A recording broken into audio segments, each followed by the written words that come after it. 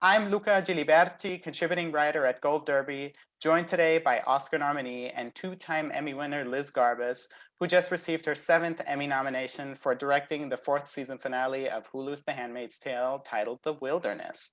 First off, Liz, congratulations on your nomination. As I alluded to, you've been nominated 6 times before and won twice, but all for your work on nonfiction programming. This is the first time that you have been recognized for scripted/fictional television at the Emmys, which is fitting since the season 4 finale of Handmaids marks your scripted television directorial debut. So how does it feel to receive this seal of approval from your peers within the TV Academy for this particular achievement? Well, thank you. It's great to be here. Look, I'm not gonna lie, it was awesome. And I was super shocked and excited. I knew I had a really special episode to direct. Bruce Miller wrote the crap out of that episode. And the actors worked so hard, and the crew in Toronto just brought everything to it. So I was really lucky to helm that very special episode, and I'm so pleased that it's resonated for people. Oh, absolutely. And we'll get into that episode in just a second. But I know that you have a very funny story about how you learned of your nomination for Oh, Handmaids. Could you briefly share it with our viewers? well, honestly, I was not really I was not expecting this at all, and not even really looking for it. We had completed a show called I'll Be Gone in the Dark for HBO, and which I guess is Crave in Canada. And I was anxiously hoping, waiting, looking for that one. So I was like refreshing the morning of, and we didn't get it. So I went to sort of like boohoo a little bit. And then I checked Twitter just as a way of getting my mind off of whatever it was. And then I saw that the Handmaid's Daily, which is this amazing fan account, had tagged me and said that I was nominated.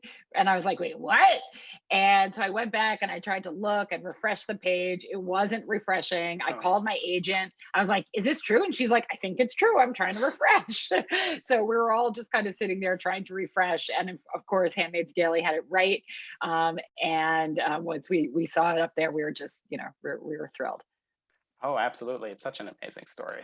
But now to get to the show. So this was, of course, your first time directing an episode of The Handmaid's Tale, which at this point is 4 seasons in. But you're not only directing the 46th episode of the show, you're also directing one of its most crucial installments, if not the most crucial installment, which also happens to be an episode that references and draws parallels to past seasons, specifically the first one. So talk me through what your preparation process looked like from the moment you signed on to the project to your first day of shooting. Luca, well, I couldn't be speaking to somebody who's more knowledgeable about the show, I guess. But yeah, the pilot of Handmaid's Tale was really a reference point for this episode. And of course, as you are inferring, they're somewhat bookends of June's journey through Gilead. That journey, of course, is not done. There's another season, and of course, she's in Canada, but Gilead is inside of her. It is. I'm so sure it is not done. But the season 4 finale was the a bookend to a really amazing, tragic struggle for June Osborne. And so, yes, there was a salvaging that referenced earlier salvagings. There was a chase in the woods that referenced, June's original chase with Hannah through the woods when she was being captured by Gilead. So I went back through all of those episodes and studied them. And of course, wanted to bring our own fresh new take on it, but wanted to be really true and honoring the style of the show, which is so special. Absolutely. And there's just so much to unpack in this episode. And before we get into your work with the actors and into specific scenes, especially in the second half of the episode, I would like to talk about the visual presentation and flow of this episode, which I like to describe as being a pot full of water that goes from simmering to boiling over. Was this a conscious choice of yours to have this linearly building tension, or did this quality sort of arise or form itself in the editing room? No, it was intentional. I mean, I think the question the episode is asking of June and also the other survivors is how much is enough? And June wants that simmer to be enough, right? Like the simmer that you mentioned. She wants to be able to, part of her brain wants her to be able to be a mom, be with Luke, have a life. And but her soul is going to boil over, just to continue your metaphor. And so it is watching that internal struggle. And of course, you know, it's a bit of an ego and an id. And at the end of the day, the cause of the id and the abandon, and that Old Testament type of justice that June and Emily talk about in the episode is that which prevails. You know, as I said, you know, Gilead is inside of June. It has changed her. And what might be enough for Moira is not enough for June. Absolutely, and you almost know that this episode is going to build to something big the moment you see these season 1 scenes and images that are woven into the episode. I mean, it starts out with June and Fred dancing in Jezebel's. Then we have the image of the chandelier, which we're familiar with, of course. The lead up to June's on-screen first ceremony. We see all of that, and it just becomes clear that it's going to build to something. Were these already specified in Bruce Miller's script? And how did you make sure that these images and scenes were woven into the episode organically and didn't end up being somewhat ostentatious? Well, the flashbacks were certainly woven into the episode, into the script, excuse me. And you know, those shots, as you probably know, were taken. I mean, I didn't shoot the chandelier and the first ceremony; they were direct lifts from the first season. But yes, you know, the salvaging and the chase through the woods and those experiences. No, it's not written into the script that they should echo them, but in all of our conversations, we all thought, you know, that's a pretty good idea, you know, like this is a journey, and this is, you know, this is one piece of closure on a journey that will actually never be closed.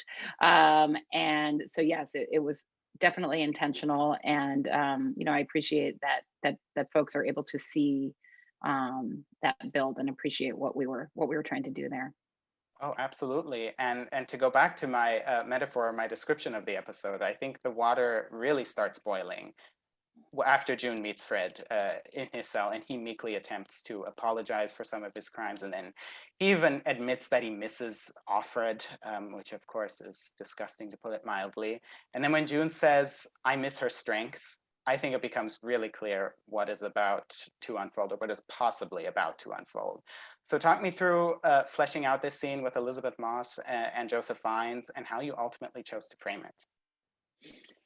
Yeah, to me, that scene is the set piece of the episode. I mean, you know, of course, there's the salvaging itself, but psychologically, that's the set piece. And I think you're absolutely right. I think June walks in there wanting to convince herself to keep that pot on a simmer and to, you know, enter life as a normal Canadian mother and wife. She walks in there wanting those things. Again, part of her brain wants them, but by the time she leaves, she knows that is not her path. And we worked really hard on that scene. I mean, we were given, of course, incredible words on the page. Joe and Lizzie, we had so many conversations about that scene in particular before shooting it. One of the things that I thought about from my experience with I'll Be Gone in the Dark was after the Golden State Killer was caught, you know, and he ends up going to trial for his crimes, and in order to avoid the death penalty, has to confess to lots of crimes and apologize. It was so interesting to see the reaction of that apology to the spectrum of survivors. Of course, everybody has a different reaction, like in The Handmaid's Tale. Every person is on a different journey or at a different point in their journey. But to apologize for, you know, if it's rape or murder, rape is like a soul murder, is to in some way make the person feel like maybe it could have not happened. Like maybe there was some other choice. Maybe if you know now that was wrong, why couldn't you have known it then? If you were just a goddamn psychopath, then maybe I would be able to understand this better. But you're acting as if this was a choice, and I think that could just set that pot falling over the stove, right? Like I just think it is so enraging, and his trying to identify with her and thinking that this will work. I just think for June, that was just too much. And so we talked a lot about that turning point. We talked a lot about the staging of that scene. I wanted Lizzie to inhabit that space, to walk around, to touch all his things, to diminish his sense of privacy and ownership the way he had done to her, and him just sort of be a little bit trapped, like she was circling her prey. I wanted all those dynamics to be in play, and Lizzie and Joe just pushed so much. Um, as well with to get it right, to make sure we had the time to do that scene right. It was a really special process. Yeah, and I almost felt like while watching the scene, I felt like something went rotten in that scene, and I think that really is, as you said, the catalyst for the salvaging for the scene. And again, there's so much to unpack in that scene, visually and narratively. I mean, in your career, you have dealt with topics like the death penalty and rapists and their survivors, as you already mentioned. The latter, most recently, in your HBO docuseries, "I'll Be Gone in the Dark." So how did some of this already existing knowledge or familiarity with the subject matter and the resources that you are given as a director on The Handmaid's Tale help you craft and frame this salvaging sequence, I guess, which is ultimately the crux of June's story thus far? Yeah, I mean, look, you said it. I mean, as we talked about, I brought a lot of my kind of pre-existing observations of human behavior and reactions as a documentarian into the discussions about this scene. I studied, of course, the prior salvagings, but this one was going to be a lot more intimate, right? Mhm. And this one, that that original scene at Jezebel's, in the opening scene of the finale of episode 10, was the flip side of the salvaging, where June is trying to control herself, and she is that still person, the way that that Fred had to be in his cell. She is that person who cannot move, who has this vulture on her, possessing all of her body and all of her things, and she cannot do anything. So this is the flip side of that, and this is her owning him and controlling him and making him helpless, in a very, very, very intimate way. So indeed, it is the flip side of that sexual. It's essentially sexual assault that you see in the opening scene in Jezebel's, where she is forced into being his, uh, you know, girlfriend, prostitute, wife, whatever he dreamed of at that moment. And so that idea informed all of it. Of course, the overhead shots, the eyes of Gilead, the circular formations, all referencing the earlier look and style of the show. We had limitations on how many background Oh yeah. extras and how many handmaids we could have, but it was okay, because the scene was really about two people, June and Fred, and of course Emily as well, who Oh yeah. who more like June, um, was needed to exercise some of her demons in that moment. Oh, most certainly. And this episode, especially this scene, caused a lot of ensuing discussion, which I think is important, as it should, because we are in morally gray territory here. Yet it really is not effective to tackle its outcome with a "well, I would have acted differently" mentality, because it's not about us. It's about June and these women, and who have undergone the most horrifying and horrific of experiences, and are just trying to, I would assume, finding a way to heal. Yet we're also talking about murder. So, how did you walk this fine line of not glamorizing the act of murder itself, of the violence, while also not vilifying these women? Yeah, I mean, this show is, this is one of the first things, Bruce shared with me when we first talked about the episode. This show is all about June's experience. I'm not judging her. I am depicting her journey. And I am not saying I'm not saying she did the right thing or the wrong thing. I'm not saying Moira's way is better or worse. What I'm saying is this is June's journey, and that you can understand her feelings. And that is my goal as a storyteller, is to depict that process that she's going through. And I'm not here to judge it or to make a political statement by it. It is her journey. It is her journey, and at the same time, for Fred, this is a long time coming. He was instrumental in the orchestration of Gilead, which normalizes practices like salvagings and party-executions. It normalizes violence. Aunt Lydia tells the women in the orientation scene in the series premiere, all of this will become ordinary. And we see some of that manifest in the first on-screen salvaging in the series premiere. To what extent did that aspect also influence the way you ended up shooting and presenting this sequence or scene? I think that's the crux of the journey. I mean, Gilead is inside of June. She had been living there and experiencing that torture and trauma, and there's no way that doesn't change a person. And of course, the trauma of being separated from your child. All of those things will change your neuropsychiatric makeup. And so, yes, that violence is inside of her. And I think, a good question is what happens next? Oh, yeah. Is this satisfying? Is this, does it provide closure, or is it just, are we just lighting the flame? Absolutely. That's a perfect segue to my next question, because as you said, there is the action and then there is the fallout, the consequences of which we get a little glimpse in the season's final scene, in which Luke walks in on June, who has dried blood on her face and is holding Nicole, and Luke sort of knows right away what has unfolded or what has happened. So could you elaborate on the conversations you had with Elizabeth and Oti Fagbenley in preparation for this scene, and what in general the fallout may or may not look like for June? Well, Luca, you're gonna have to interview Bruce Miller for that. But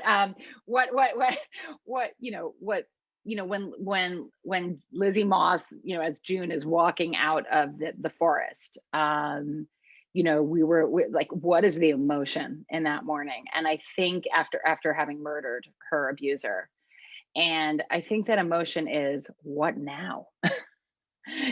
And I don't think in that moment she knows, right? It's like this huge event has happened, and there's going to be all kinds of ramifications, and what now?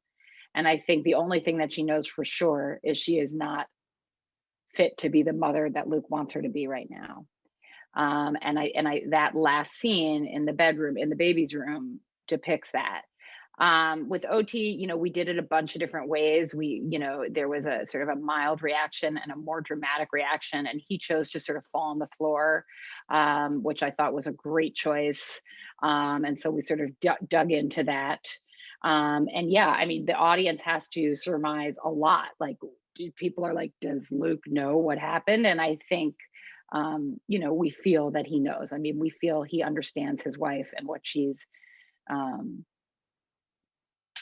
what she's been hinting at throughout this entire, since she's been in Canada. And for Lizzie, wow, it was such a day because the babies are hard. And the baby was just such a great sport that day, getting blood on her face and being picked up and picked out another million times. And also Lizzie just had such a wonderful way with that baby that they really could kind of bond and nuzzle in a way that just was very real. It was wonderful. Yeah, and I think it'll be very interesting to see going forward, since rage has really driven June, throughout her journey. It's what sort of drove her in Gilead to even, survive to a certain extent. And now that part of that rage is possibly gone. The fact that that Fred is now gone, I think it'll be interesting to see where that takes her practically, if it goes to Serena or Maybe. to other Yeah. characters. And Right. your work on The Handmaid's Tale is so great, but you have so many other projects you're also working on. So on a final note, I know that you have many upcoming projects that you'll either be working on or that are coming out very soon, including one that will have its international premiere at the Toronto International Film Festival. So what can we look forward to from you? Well, yes, the film Becoming Cousteau is coming out next, which is a film both celebrating, the innovation and adventuring of Jacques Cousteau, while also, looking at how he changed from being an adventurer, explorer, um, kind of a conqueror of the oceans, to its greatest advocate for protection, and how calls he made 40 years ago for conservation and protection went unlistened to, and sort of here we are today. But it's really kind of a romp with a heart and a soul through his journeys on the Calypso and him becoming this beloved voice for the oceans. And then after that, we will see. There's more coming down the line, and I'm super excited about it all. Yeah, and so are we. Well, thank you so much for talking about your work on this finale. It's such, as you know, it's the I believe the most viewed single episode in the first 24 hours of any Hulu show ever. So it obviously struck a chord with viewers. So congratulations on that. And Well, that's also due to how good the 9 prior episodes were that everyone sure. was ready to watch the last one. Yeah. Oh, absolutely, and it's true. And to our viewers, make sure to check out the fourth season of The Handmaid's Tale if you haven't already, and make sure to click subscribe here before you leave. Thank you so much.